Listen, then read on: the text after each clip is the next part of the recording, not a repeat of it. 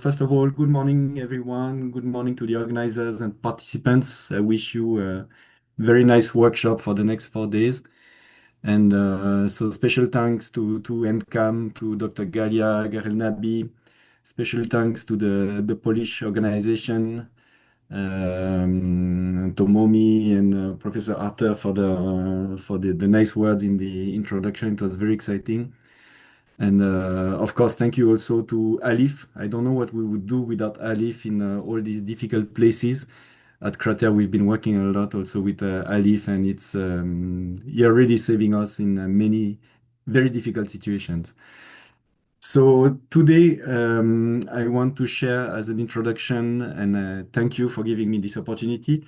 I want to share a lecture on the values that are hidden behind the urban heritage.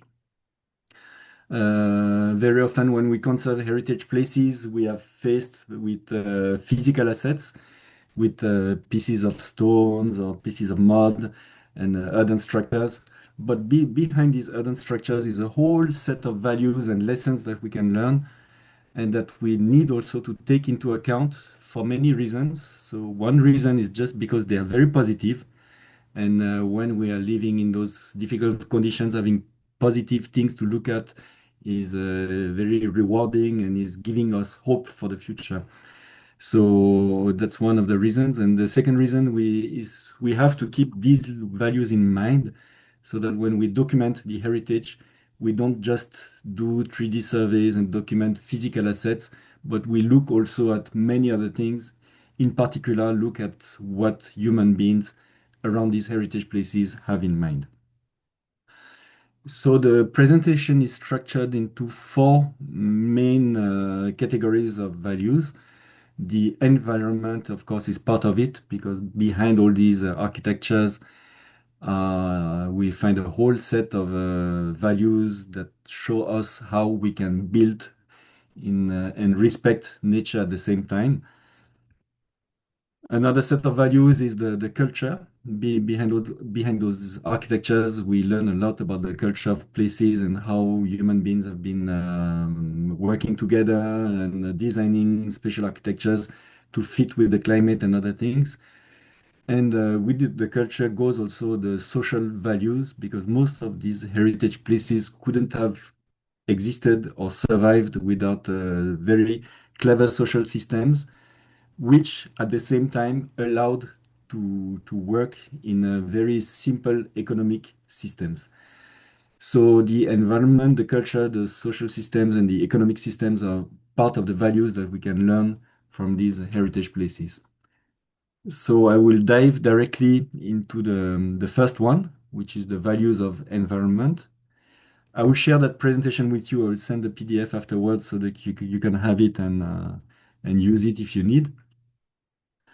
And so if we look at the life cycle of most architectures, and in particular urban architectures, which are very present along the Nile River in Sudan, we are a striking parameter is the fact that things are quite simple.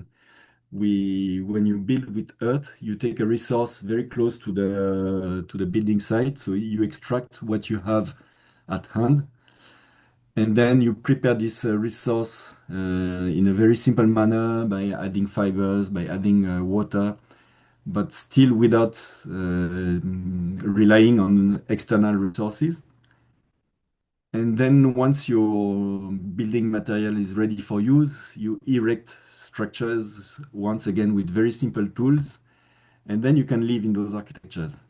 And in very harsh climate, in very under very high temperatures, we can note these architectures are very comfortable most of the times because they are well oriented and they play sometimes also with the vegetation to create some shade.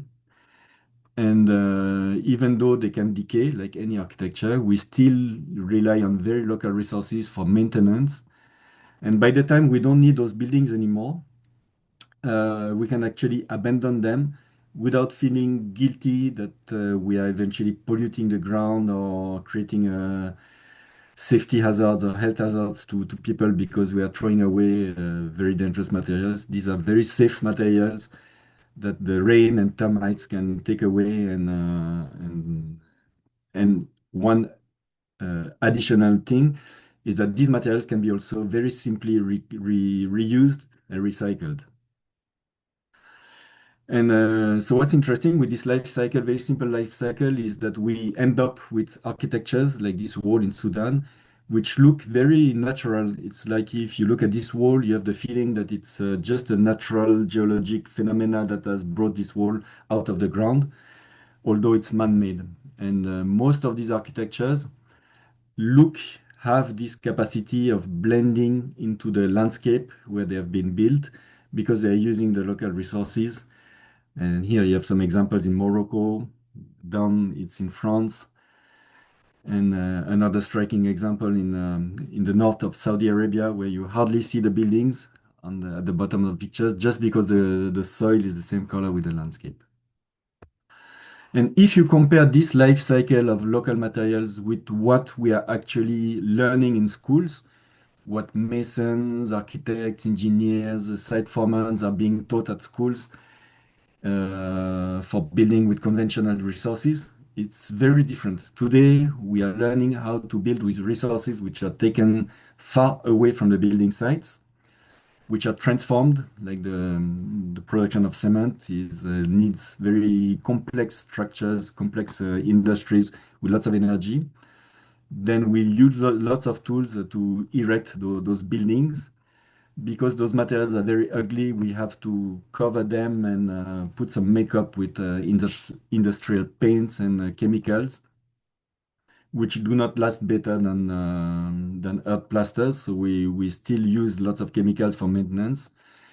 And when we don't need those buildings anymore, it's problematic to dismantle them and to recycle them. And so the life cycle is very different. There's lots of energy and waste at all stages of the production process. And we end up with architectures which do not blend at all in the landscape. So they are more like a drop from the sky. And this example at the bottom in France, maybe can be seen in most countries in the world, where you have a soil which is removed from the building site, taken away with a truck, and replaced by industrial materials which are brought to the site to build, when actually this local soil could have been used for building. So this is not sustainable at all. It's once again very difficult to maintain. If there's a break in the supply of energy and electricity, those buildings are totally impossible to live in. In Lebanon, they've been living nightmares in some of the glass buildings because there was no electricity. So you reach temperatures of 70, 80 degrees behind your window. So you cannot use those buildings anymore. And at the same time, when you dismantle those buildings, you end up with lots of waste which cannot be reused. And so it's a problem of pollution also in the landscape. So this life cycle can be applied to anything in life. And that's one of the first lessons when we look at urban architecture. In today's contemporary time, when we have to invent new things on how to reduce the use of energy and pollution. From this, even from archaeological sites, we understand that we can go into more simple life cycles, like eating an orange instead of buying a can of orange juice, or eating dates instead of buying any imported snack. It's exactly the same thing, and you can apply this to clothing, to health, to any other parts of your life. And so another lesson is the idea of gathering local materials. If urban architectures and local architectures are all different, is because resources are also all different on the crust of the planet.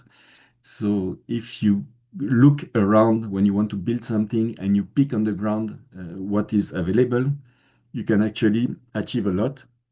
And I like this example in West Africa.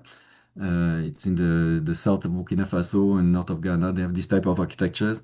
And actually, the women, when they go to farm and when they go back home, they pick on the ground different stones, red ones, black ones, white ones, and then they sort them out in their homes And at the end of the year, they have enough stones with different colors to create those paints. And the interesting part also of these local materials is the fact that you can reuse and recycle forever the soil. You just have to remix it with water. And you've probably done this as conservators on archaeological sites.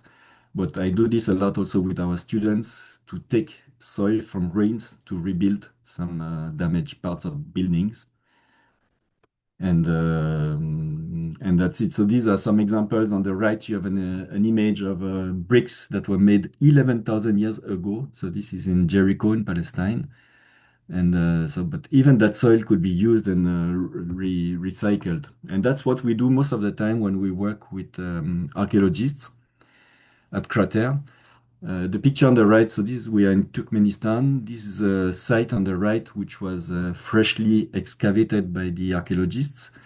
So those structures were totally invisible. They were under the ground, and the archaeologists have removed thousands of cubic meters of soil that were just collapsed structures. And what we do as conservators is to use this dig material, the soil which is extracted by archaeologists. We remix it with water and we make bricks just to rebuild part of the most damaged structures. So it's interesting to see that if you use that soil, even 2,000 years later, because this site is 2,000 years old, you obtain the same compressive strength of bricks, the same color, the same properties in with every parameter. Another interesting part of in those values is the fact also that these architectures they create a dialogue with nature. The one on the left, for instance, these small castles in the north of Togo and Benin. There are thousands of them in the landscape, and all of them have the same orientation because the opening is on the side where there's no rain, for instance. The one in the middle, these are walls which are just built to radiate some heat. So it's just like your power bank that you use to recharge your phone. These are power banks to uh, collect the heat and the energy of the sun and to radiate that heat in the night so that the trees will not suffer from the cold. In Morocco, there are many examples also of such buildings with special orientation where the bees will be placed on the eastern side. So when the sun rises, they will come out very early to make some honey. So these are some of the natural values, but there are many others. And now let's look at cultural values. Oops. Um, so one of the cultural values is first of all is the natural beauty in a world where there's a kind of uniformity of architectures all over the world with the same shapes and the same type of architectures. When we look at heritage places, we have so many different examples all over the world, and this is used a lot by the tourism industry to attract visitors and show them something different from what they have at home. We can also find a great variety of shapes and architectures, from very simple ones on the left. This is in our region in France. We have very simple barns like this with basic design, but long lasting and very efficient buildings. From very complex examples like the one on the right, which is in Nigeria, West Africa, where you have houses which are super complex with the granaries and hiding places and fireplaces and beds which are placed on top of the fire so that when you have very cold nights, you can sleep comfortably. Even sliding doors in on this example. So you can learn a lot actually in even as an architect for future design. And sometimes people say, but these local materials, they are just good for small structures, for poor countries. And this is very insulting actually, because it's in those same countries that you find the most striking examples of high-rise buildings and very complex designs. So we have examples all over the world of architectures which are very complex and which extend far beyond what sometimes engineers say about the capacity of these buildings. So the highest mud building actually is in Yemen. It's a minaret, which is almost 50 meters high. Sometimes very interesting in those with those architectures, and especially with urban architecture, is that the construction process requires a lot of time and human involvement. So we are starting to discuss a little bit about social values, but this is a direct effect of the local culture, is that people have this habit of helping each other. If one day we build this house, all the neighbors will come and give a hand to help with the construction of this house, and then we shift to another house next year. And also, there's this spirit of we can do everything on our own. There's this culture of relying just on local resources and not just buying things that come from China and from other places, but just doing it, building our own cultures with our own materials. Sorry. If we compare this to the more conventional building materials, we can see that the drop of quality, which is partly related to the fact that when you want to buy cement and steel and industrial and important materials, you need a lot of money. And the money which is left for the builders, for the craftspeople, is so low that they have no time to do good quality buildings like what we saw on the left. They have to, sorry, they have to rush it and they have to do poor quality buildings. So it's directly a threat and it's destroying the culture.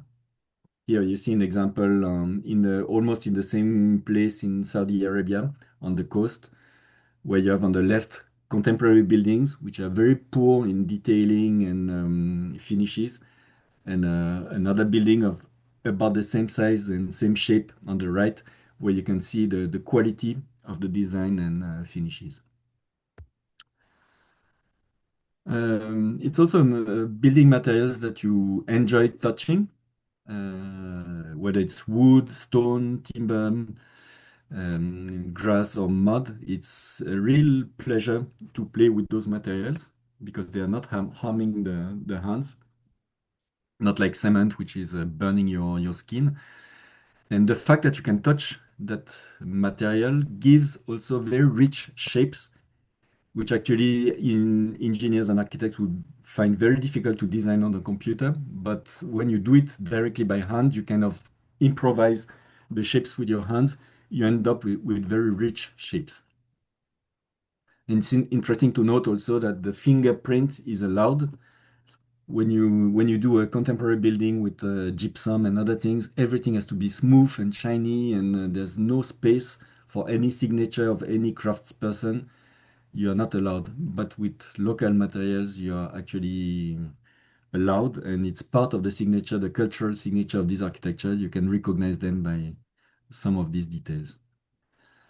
And so it's also a resource when you have no choice, when there's no material on the market apart from those which are locally available.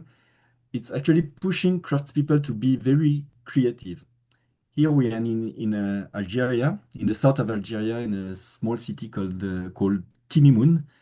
And in that landscape, there's almost nothing. It's very dry. So you see the sand. Under the sand, there's a layer of earth. You have water, and you have the palm trees. And look at what people have been doing with just those three resources. It's very interesting in terms of details. This is just mud, timber, and water, and lots of creativity. And there are many examples like this of decorated architecture. This one is in Ghana. This one in Saudi Arabia with a mixture of mud and gypsum. And this is another example in Sudan, which is sorry, in Cameroon. But I have the feeling that maybe this technique was brought from Sudan because you have something very similar. And probably these were brought by pilgrims on the way back from Mecca, which brought that technique.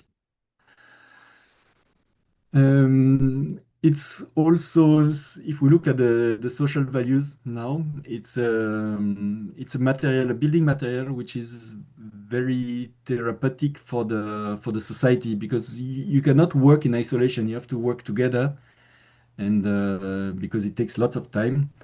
And when you build with mud, you cannot be selfish. You cannot ignore your neighbors. You have to work with everybody.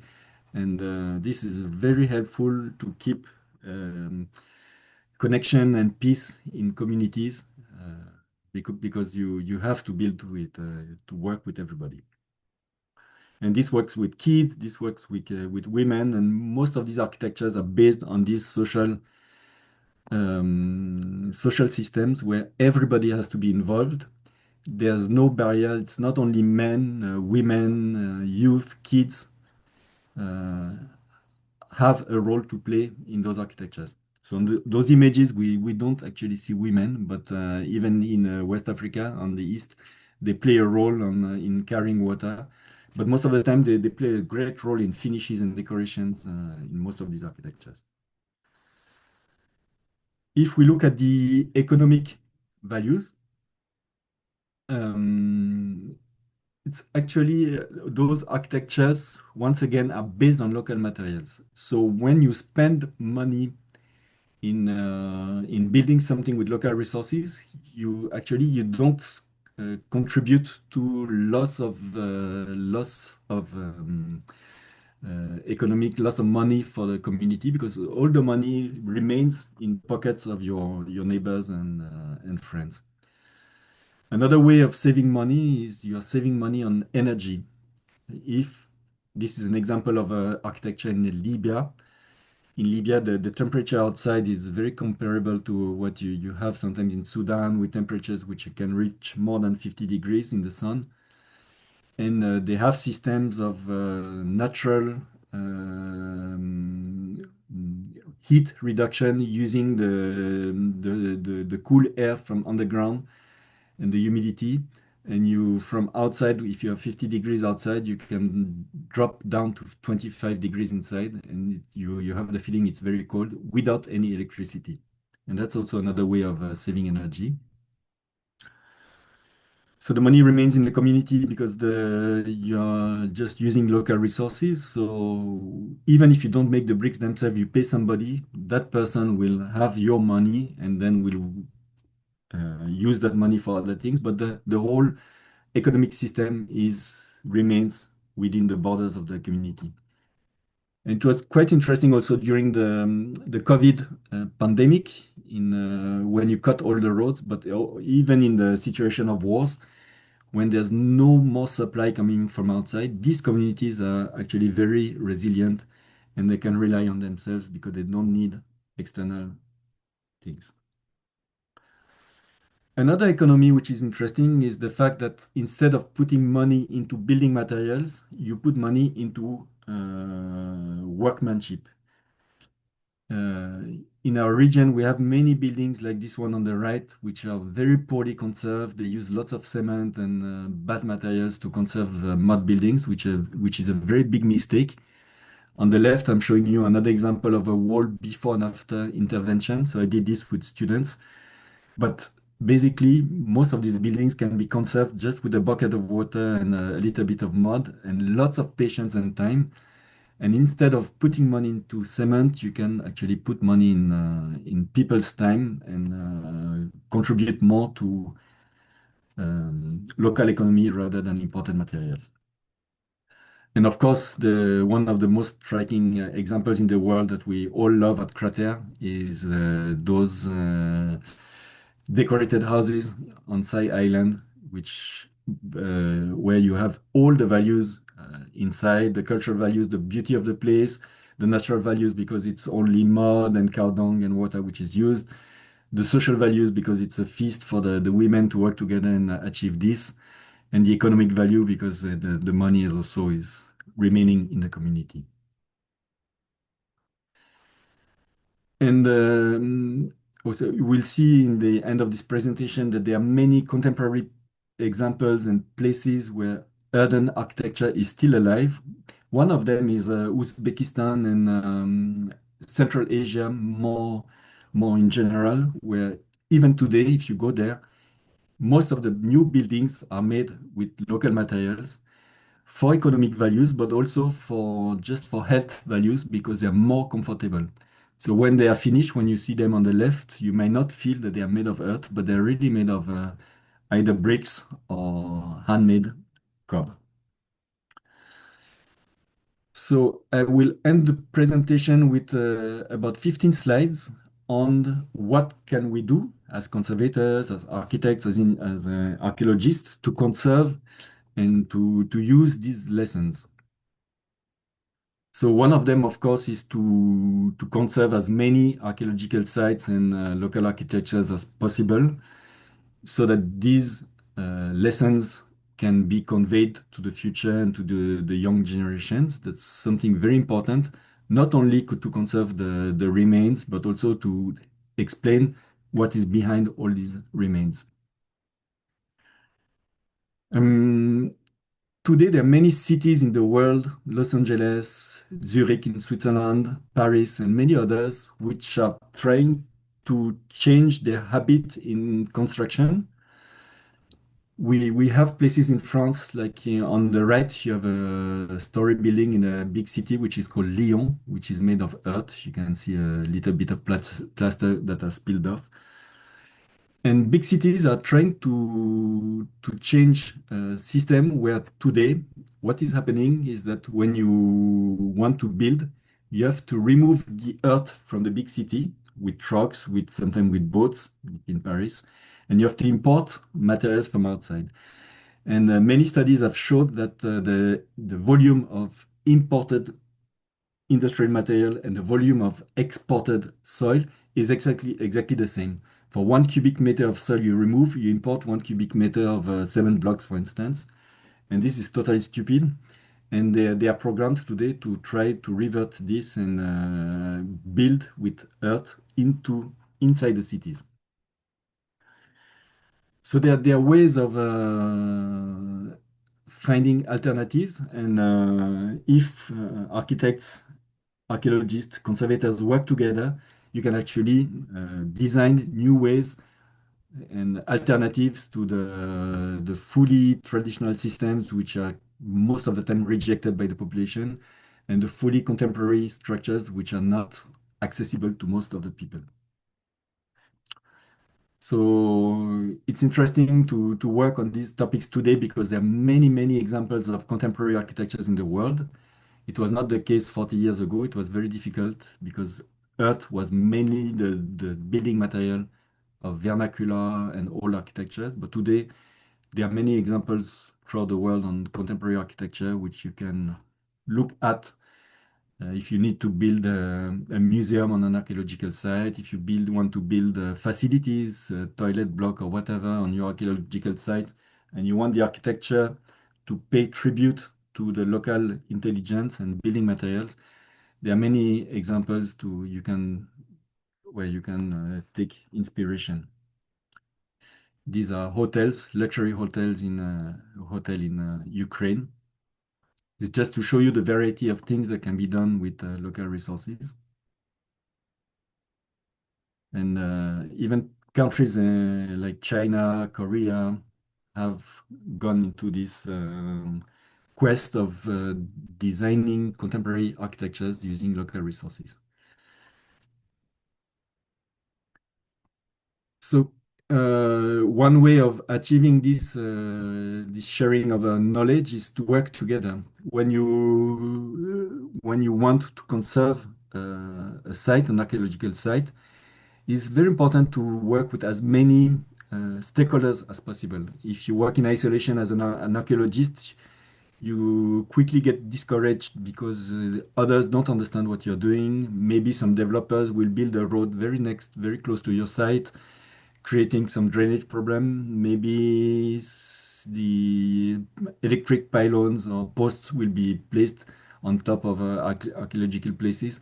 So you might end up with lots of problems, and you might have all your neighbors and stakeholders being your enemies instead of being your friends. So one common parameter to all architectures actually is not the mud, is not the stone, is the human beings.